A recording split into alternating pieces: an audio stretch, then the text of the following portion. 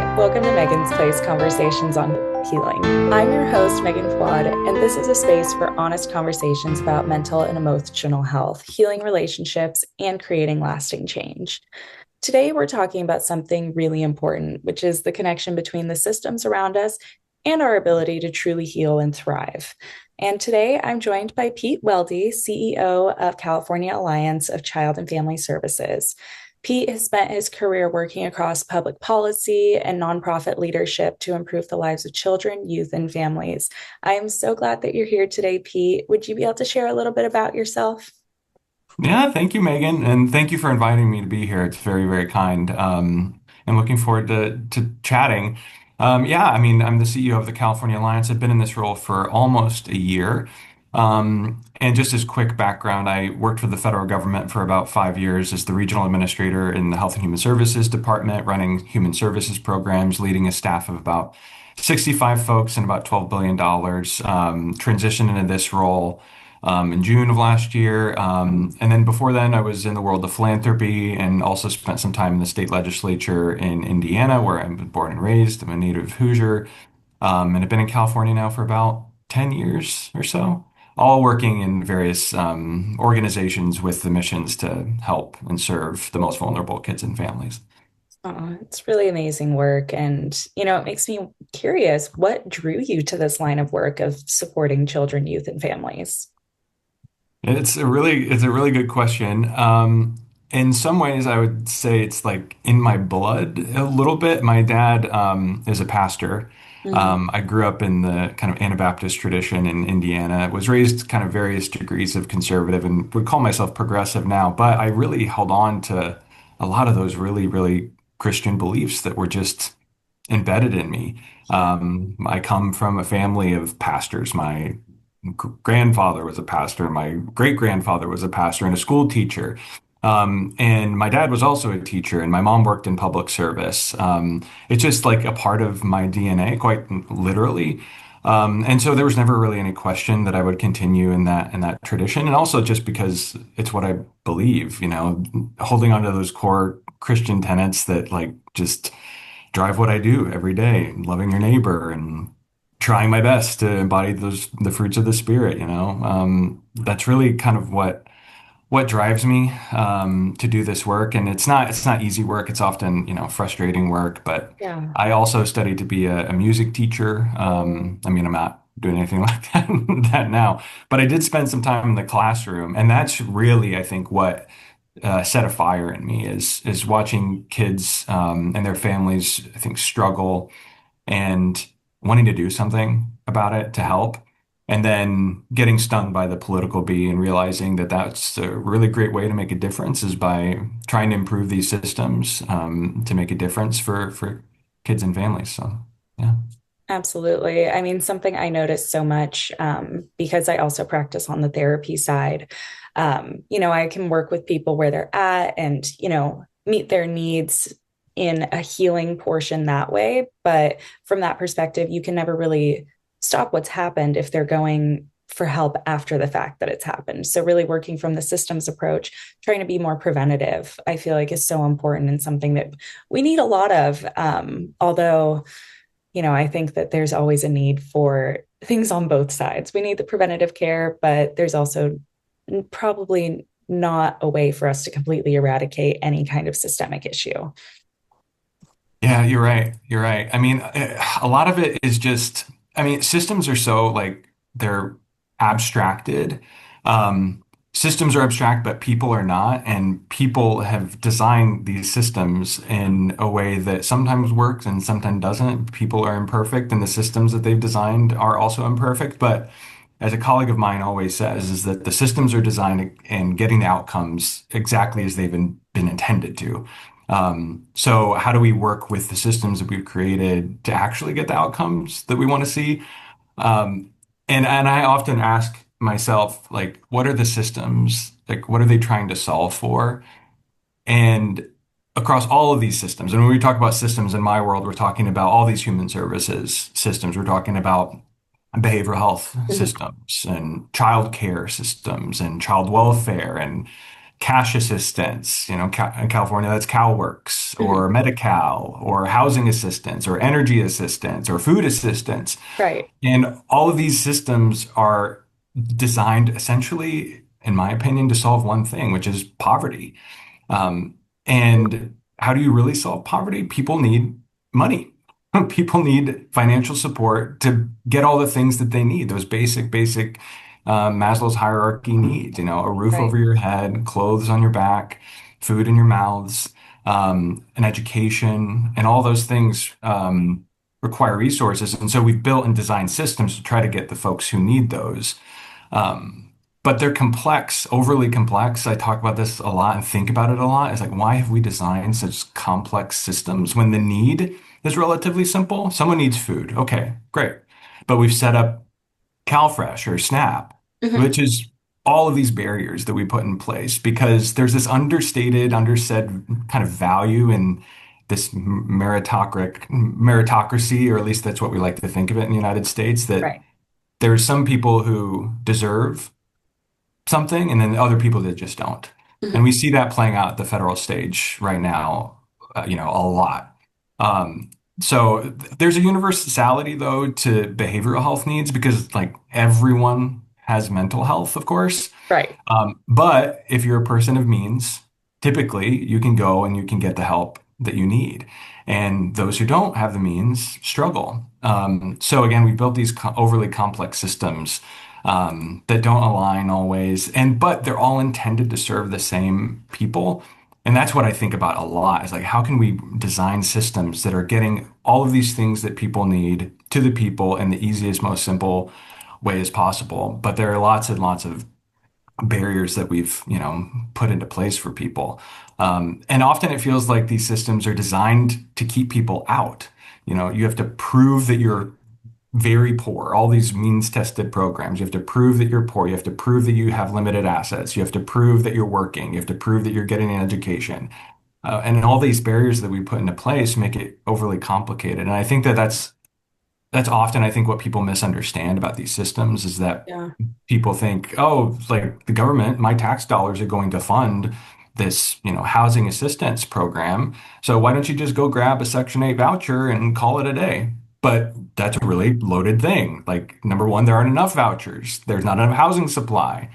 Um, and we put additional barriers in the way for families who need help and support. So that's a lot of the kind of policy driven work that the California Alliance does is to essentially break down barriers for all of our member organizations, the roughly 200 nonprofit organizations that are members of the California Alliance to do their jobs easier because they're all mission aligned to help vulnerable kids, youth, and families, and to make sure that they're able to do their jobs in a way that's well resourced, but also that removes some of these barriers for the families they're trying to serve.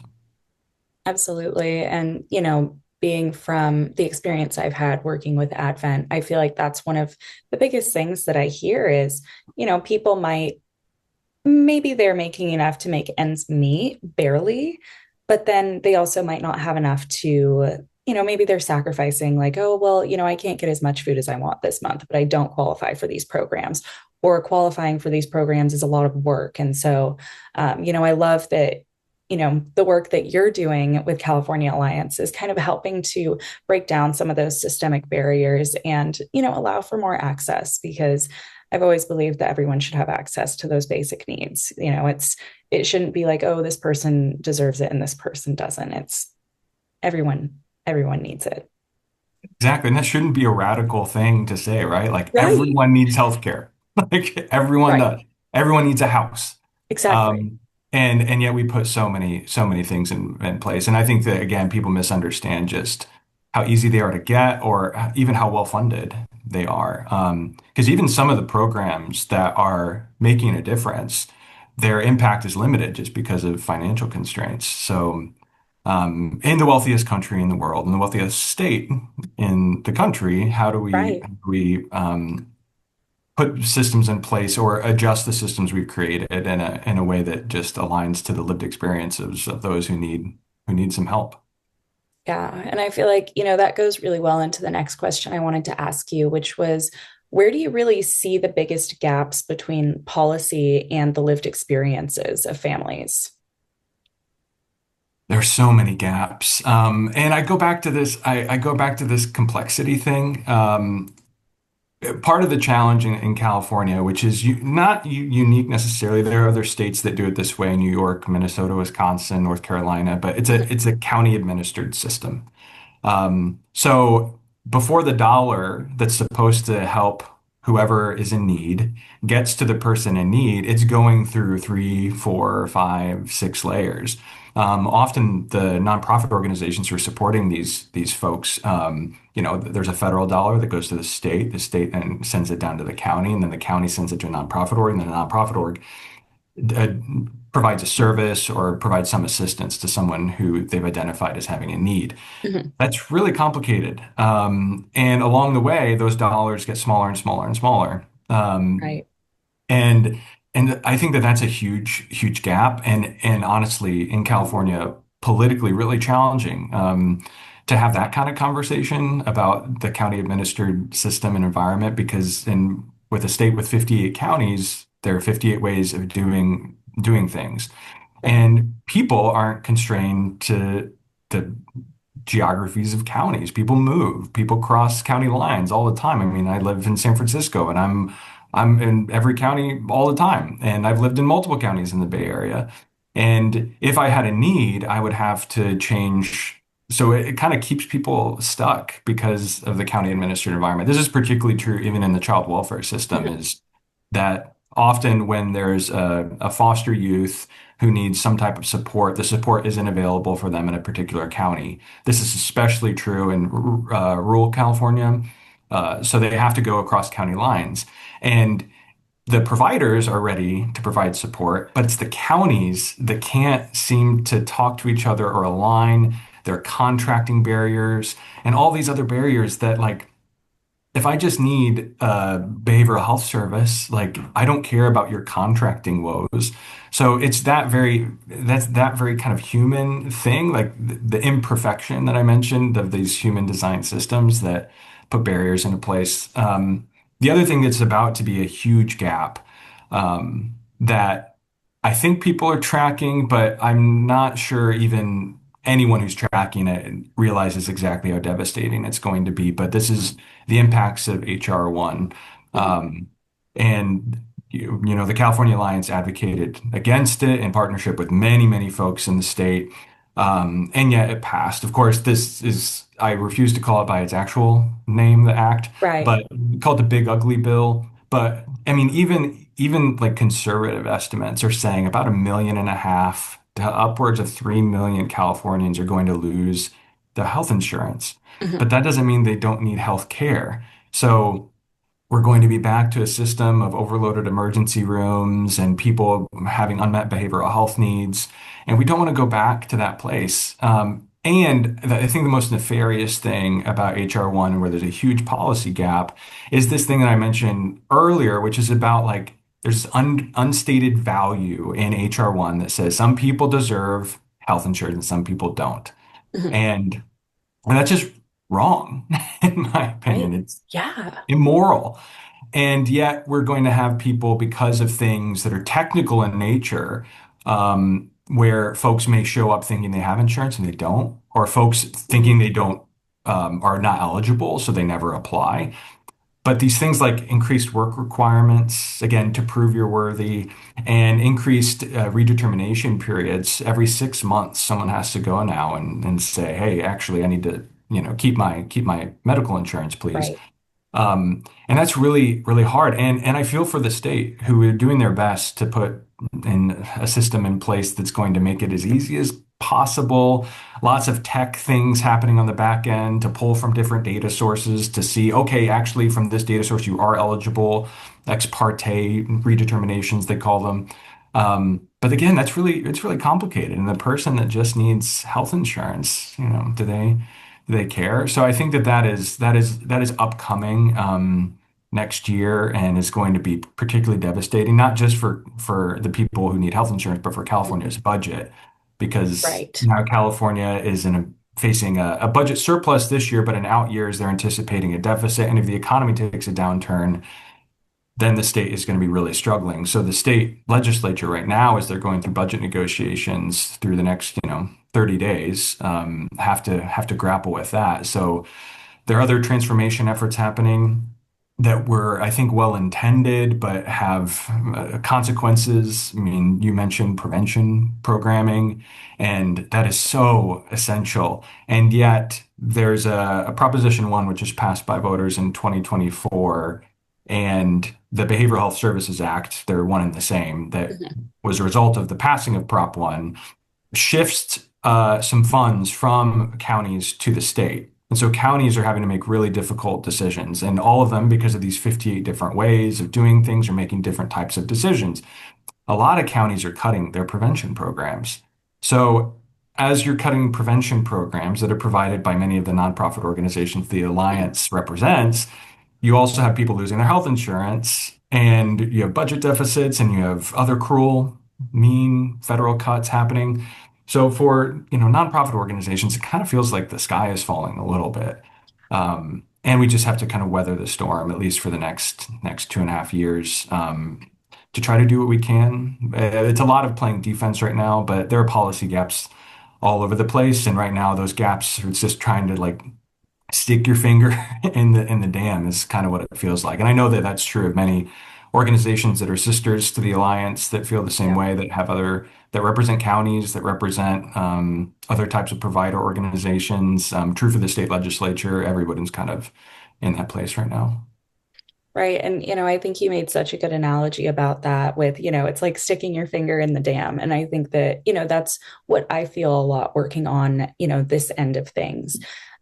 Because, so often, like, sure, I get to do the individual work with people, but it's not really fixing the whole issue by any means. It's like, oh, I can make these recommendations, I can do all of this. But, again, oh, I'm telling someone, yeah, apply for Covered California, apply for Medi-Cal, to what end, especially if it's going to have to be renewed in 6 months and it was all they could do to even apply in the first place. Um, I feel like that's a huge challenge that's going to be coming up soon. That it's going to be a big barrier for people seeking care. And so, I mean, for me, I'm glad that there are at least a couple organizations that provide very like low cost mental health care, but Mhm. that doesn't really change it as a whole, especially if people are going to be facing higher troubles getting the care that they need. And I know some big organizations, like big healthcare organizations, are already struggling to meet the needs. And so they're contracting out. And then sometimes those contracts don't pan out or they're harder to access.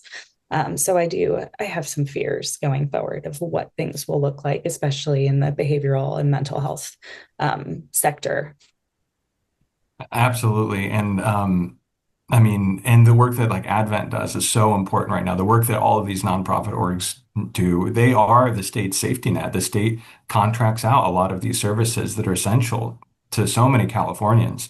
And it's those organizations that are challenged and struggling right now. So Right. And I think that what we've talked about here today is so important to bring awareness to, because I think a lot of the times people might overlook it, or, it's sometimes one of those things where if it doesn't affect you, you might not see how it's affecting others. If you've never really had to engage with the systems on those levels and see what it's like to actually try to get on CalFresh or something like that, you may not really understand, how many barriers there are. And also, um, you may not really be aware of changes that might be coming.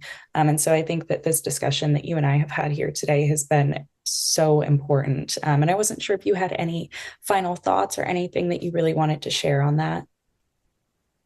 well, I really appreciate you inviting me again. And I think that the magic though of the work that kind of brings me hope is so I kind of cut my teeth in the world of early childhood policy.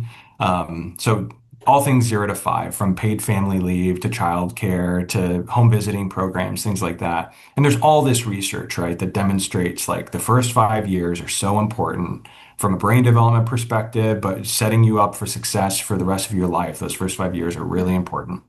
And the state's dedicated a lot of funding in that space, and they should be applauded for that. And everyone talks about the research. The research at the end of the day, to distill it down to maybe be offensively simple, is it's just about a relationship between a child and a caring adult. That's it. That's the magic. But that's also true for adults. The magic is a caring adult with another person. Mhm. That's it.